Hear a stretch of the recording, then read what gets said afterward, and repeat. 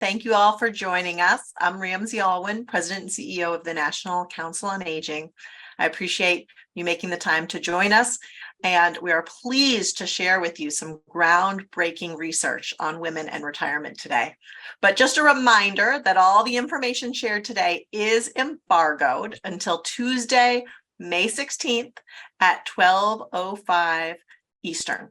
So thank you for coming and learning early about these trends and themes and exploring what may be possible for you to elevate and amplify when it comes to this groundbreaking work. The research is a combined effort of the National Council on Aging in partnership with the Women's Institute for a Secure Retirement, Public Opinion Strategies, and Lake Research Partners. We're pleased to be collaborating on this first research project together to gauge public sentiment around women and retirement. So at the National Council on Aging, we are working to ensure every American has the resources to age well in America. Most of the older adults we serve are women. Last year alone, over 70% of the nearly 6 million older adults that we impacted were women, and most are struggling financially. Given the years of earning less, taking time off for caregiving, women often enter retirement at a major disadvantage. And our goal with this public opinion survey was to hear from women themselves about their concerns, about their worries, and to understand what policy solutions they thought would help. We paid special attention to low-income women, women of color. We also looked at the many facets of how a woman lives her life. And we asked women starting at age 25, well below the retirement age, because we know whether a woman can age well or not starts early. While the results are sobering, they offer a clear and bipartisan opportunity for action. So before we dive in, I'd like to introduce our partner and give Cindy Hounsel from Wiser a moment to share her thoughts on this work we've done together. Then we'll hear from Bill McInturff from Public Opinion Strategies and Celinda Lake from Lake Research Partners. And we'll end with plenty of time for your questions. Cindy, I'll turn it over to you. Great, Ramsey. I appreciate the opportunity to speak here today. Wiser has been developing financial programs and retirement materials to educate women for over 25 years. So the survey results come as no big surprise to us, which women, especially lower income women, are at financial risk. And that's why women at every age, millennials, Gen Xers, boomers, and women by party affiliation say that one of their top concerns is not saving enough to ever retire. And that's why across party lines, women are concerned about cuts to the programs that women most rely on, Social Security and Medicare. Especially alarming is that about half of women, 49%, don't have access to a workplace retirement plan. So it's not surprising that majorities of low-income women, white, Black, and Hispanic, are not confident that they have the information they need to plan and save. So you'll hear more about those startling results, actually, and women are in agreement. But we have to make sure that not only do we need good public policy, but let's not overlook the fact that we also need good and easy to understand retirement and financial education programs. So women are better informed, more confident about how to plan and save for the future. So thanks, back to you. Thank you, Cindy. So let's dig into the results. Bill and Celinda, you want to kick us off? Thank you. Hi, this is Bill McInturff with Public Opinion Strategies. I'm on with my business partner, Elizabeth Harrington, who was instrumental in the design and analysis. We'll be hearing from her during the Q&A, and my Democratic partner, Celinda Lake. I'm going to cover the first half, and then Celinda will do the second half of the report, and then we will look forward to your questions. What women say. What we did was a large national sample of women, 1,000 women aged 25 plus online in late to mid-February. If you think about most national surveys, of 1,000, there's 520 women. So this is essentially 2 national surveys of women. But one of the things the polling team listened to our friends at NCOA and Wiser and said, look, let's listen to what women, lower income women say and do it across ethnicity. So we did special work where we interviewed white, Black, and Latina women who are low income and did that separately, 200 each, so that we would have a large enough cell size to make compelling results based on what those women are telling us about their situation.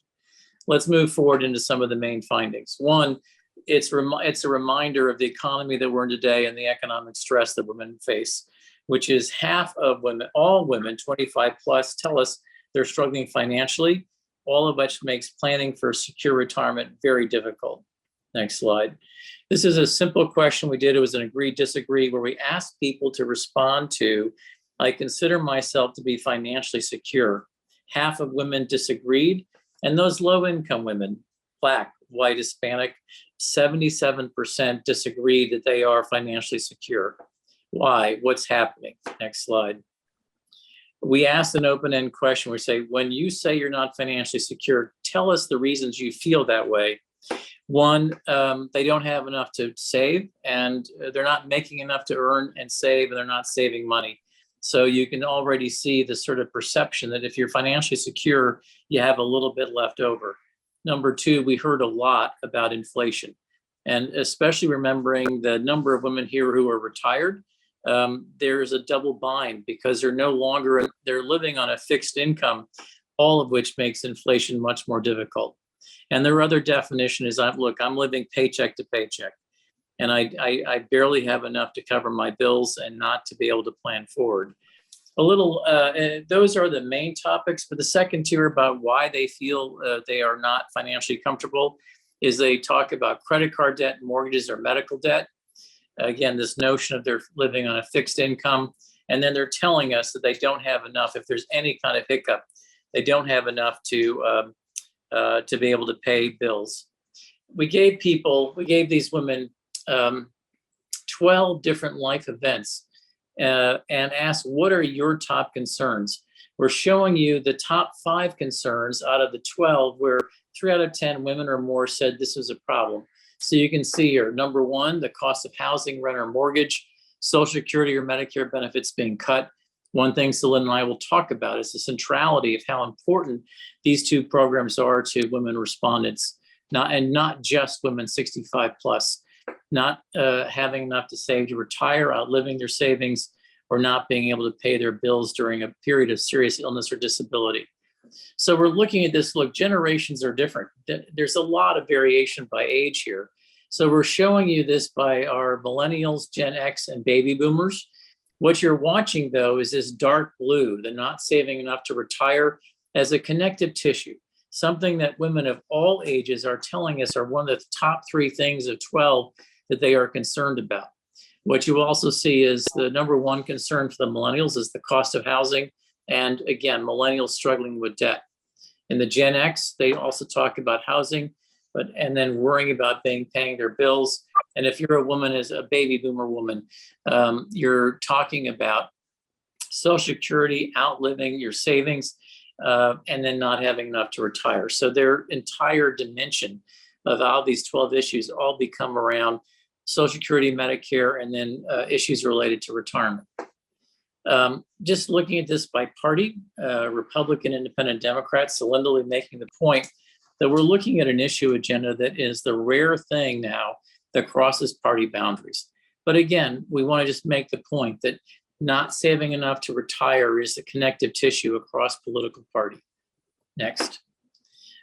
This is something that was highlighted in the opening remarks. We asked women if they have access to an employer retirement plan. 51% said yes. That's a combination of current, former, or both current and former. But if you're one of our low-income women in this survey, only 16% have access to an employer retirement plan, because the types of jobs they do, if they're working, do not provide a retirement benefit. Next. Okay, so the title is What Women Say, and we want to give voice to women who are not always heard, which are low-income women. And these are the women who are telling us in very powerful ways how concerned they are about their current economic situation in the future. Next. So this is a really simple scale. Here's a bunch of things that we asked each one individually. Would you say, yes, this applies to me? No, it does not apply to me. So on the far right, what you're looking at is Among all low-income women, a majority say all of these things apply to them. But number one, in terms of the kinds of things women are telling us that are some of their stressors, if you're a woman who's married or partnered, they worry about not having enough for savings if their spouse or partner passes away. You can see this echo in the open ends we talked about, third one down. I'm living paycheck to paycheck and have little ability to save for retirement. That's a majority of all women over 25, almost 8 out of 10 low-income women. And then again, something else that our friend Cindy and the friends at Wiser have told us from all of their years of work, which is making decisions about saving for retirement are complicated and confusing. And so on this as well, we want to echo, because you're going to see the details next to the bottom. I am one unexpected major crisis, illness, or injury away from financial disaster or bankruptcy. 39% of all women, 57% of low-income women. Echoing that, next slide, this is a topic we wanted to learn more about. So we asked low-income women whether or not, if they have any emergency savings or any rainy day funds to cover expenses. 3 out of 4 say no. And then if you look at this, only mid-teens would say they have funds to cover expenses for 3 months. There's maybe a single-digit chunk that says, well, I could cover something for maybe some time. But the main point is they're living a life where 3 out of 4 of these women are telling us that any unexpected financial pressure or result, they don't have money to cover it. Next. So as you look at their expectations about retirement, if that's your current life and you're thinking about how are you going to, what you could do if you retire, what you're seeing is their expectations are, this is the red band, they would not have enough to pay their monthly bills or obligations. Next. And then we talked about this notion about whether or not they think they're confident to have the information they need to be able to plan for retirement. Not bad. I mean, some narrow majority of all women say that they feel confident. That's mostly driven by very high numbers in the 60s and 70s among women 60 plus. But if you're low income, again, almost 2/3, 63% say no, they are not confident, which again, a majority of by ethnicity of low income women say they are not confident they have the information they need. Next. And here's something that I particularly found something really powerful that helped shape my thinking about this research. We gave these women 15 different words to describe what are their emotions, what are their feelings about how when they think about being financially prepared for their retirement. So there's 15 words. We can have the computer do this. So if you're all women ages 25 plus, 46% of women picked one of these positive emotions. However, 67% of all women picked a negative emotion. But look at their counterparts. If you're a woman 25 and older who's low income, only 28% could pick a positive word, and fully 80% could only use used a negative word to describe how they feel. What are the emotions women are feeling about preparing for retirement? It's really obvious. You can look here, worried and uncertain is easily the top word, but look at low income women. Worried and uncertain are the top 2, but this word really grabbed my attention. The word terrified. Terrified, that's a horrible, scary thing to be feeling. None of us want to feel terrified. Yet 3 out of 10 low-income women tell us that's the emotion they're feeling when they think about preparing and being financially prepared for retirement, as well as frustrated, helpless, as well as worried or uncertain. And then, by the way, sorry, Elizabeth, one quick thing. I mean, the most they could say was the word accepting in terms of a positive word, meaning, okay, this is the situation I'm in. So that's sort of a background and setup. And we'll be turning to my friend Celinda to talk about this in terms of the unique policies that NCOA and Wiser tested and people's response. Celinda. Thank you. Thank you so much. And Bill and Elizabeth, I want to say what a privilege it is to be part of the team And I want to acknowledge the rest of our team under the leadership of Alicia Snell and our firm. This is groundbreaking work, and I think this survey is really, really dramatic because it is the most comprehensive look at older women post-COVID in what is really a brand new economic environment. So this is very, very important data. And what I love about polling is that conventional wisdom is wrong about 95% of the time, plus or minus 5%. And you will see again here in this data a real disconnect between how our political system talks and what these women are feeling. So if we look at the next slide, we propose 13 policies and 8 of them received over 90% total support. And the ones that had over 90% total support range from 52 to 67% strong support. This is almost at the level of core values rather than government policies. The other thing that's a couple of trends that are very noticeable here. One is the trend of the dominance of Social Security. Women really rely on Social Security. They love the program. They want it kept. They want it expanded. They're very anti any kinds of cuts, as we're seeing play out in some of the current debates. And the policies we tested, cost of living adjustments more accurately reflect the costs, raising the minimum benefit to above the federal poverty, improving access to SSI, providing free educational programs to middle-aged and older adults with Social Security benefits, about Social Security and other retirement benefits. Those policies all in the top tier. There are 3 buckets of policies that really emerged here. One around Social Security, one around the caregiving agenda, and one about being educated and providing additional options for retirement. All of those, as Bill said earlier, are anchored by this fundamental situation that half of women have no retirement vehicles, and women in general are feeling short of money and short of the stability they're looking for. In our policy list, a tax break for family caregivers. This is an issue that has really soared onto the agenda post-COVID. Before, it was a vague desire, and even in the 2020 when we were polling on it, people definitely wanted more help for caregivers, but they were less aware of the concrete nature of that help. Now they have a much more defined view of it. Creating a new government-provided retirement plan that would allow workers whose employees do not currently provide a plan to set aside their tax-free savings. Again, remember, half of employed women had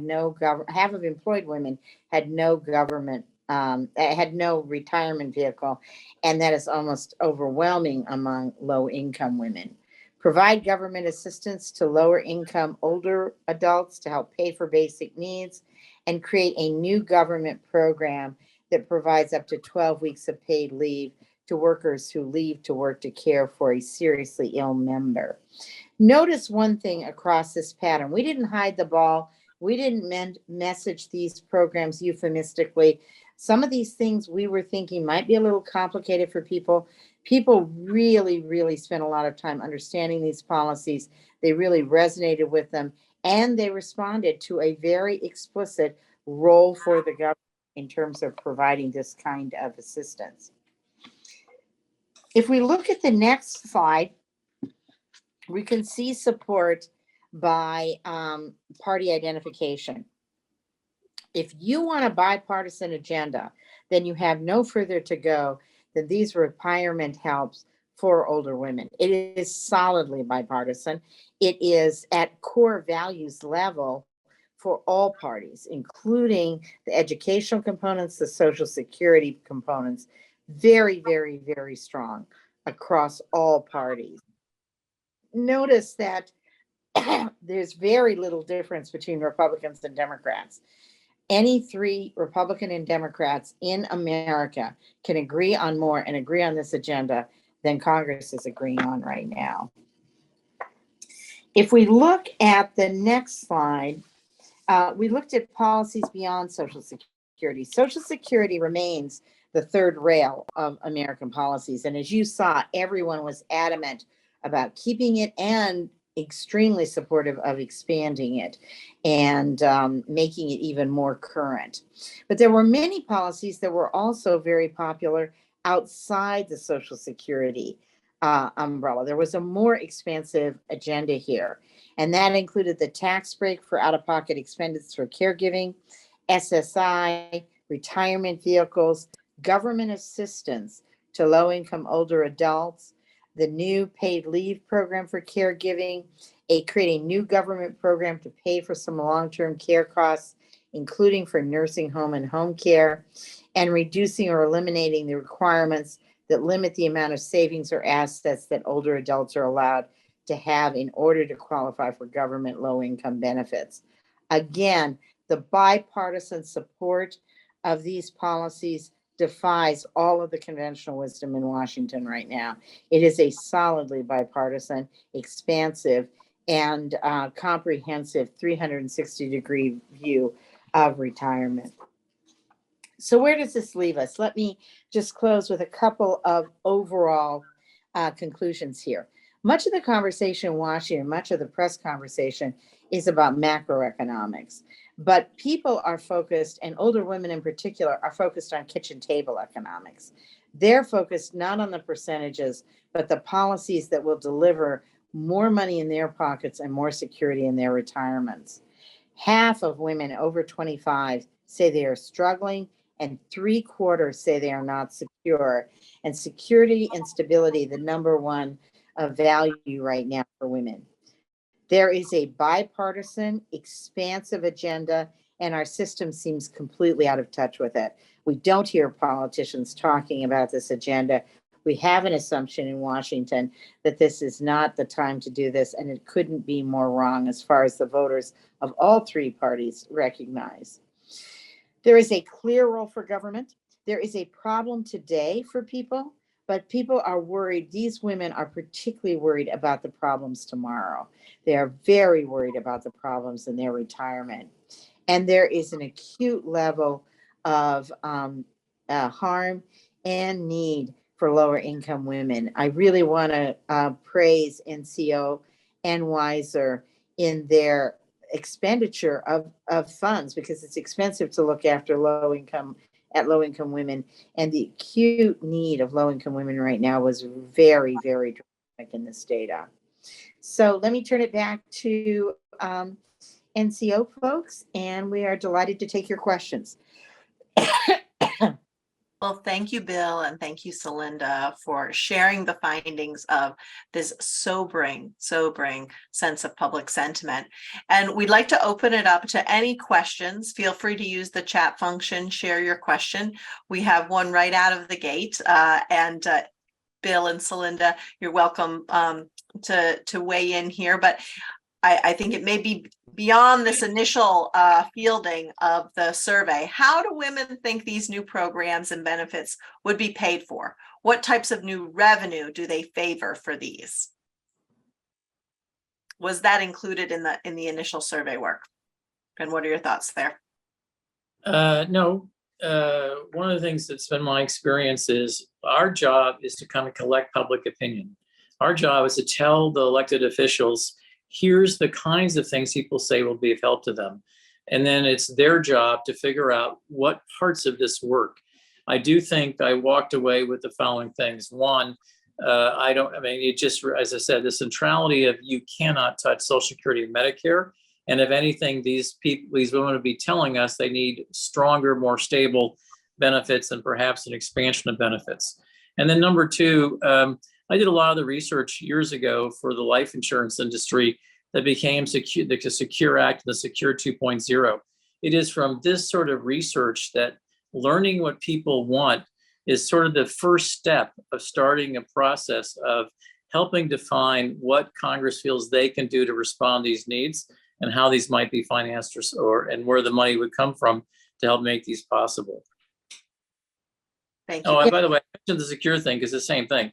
When we tested secure, we started with here's a range of ideas. What should be in the bill? Not yet how you pay for it. The pay fors come as a second step in the process. I would just build on what Bill is saying to say that what this data really shows is the high priority that these areas get for these women, and much higher priorities than some of the things we are spending money on right now. The second thing I would say in other research that we've done, and I'm not speaking for any endorsed policies or not, but just what we've seen in the data, that people do support taxing the wealthy and corporations that aren't paying taxes at a higher bracket. And people are very unaware of the cap on Social Security. And once they're made aware of it, very in favor of lifting that cap. So those are two revenue options. But I would agree with Bill. What this, the goal of this poll is to not implement the policies, but to show elected officials what real people's agenda is and how salient and intense these programs and the situation is for these older women. Thank you. Thank you. And Cindy, would you like to share just your thoughts on that very point and the findings themselves, how they align with the work Weiser's done over the years? No, I think it's startling actually that people at the first question you ask is how to pay for it. So we've got to sort of change that conversation, Ramsey. But I think what's really important is that there are lots of programs that could be improved if there was money. We have lots of state programs, the SHIP programs that, you know, could be doing a lot more. So there's a structure that people don't even pay attention to. So I think we know of lots of ways that we can help make some of these proposals work.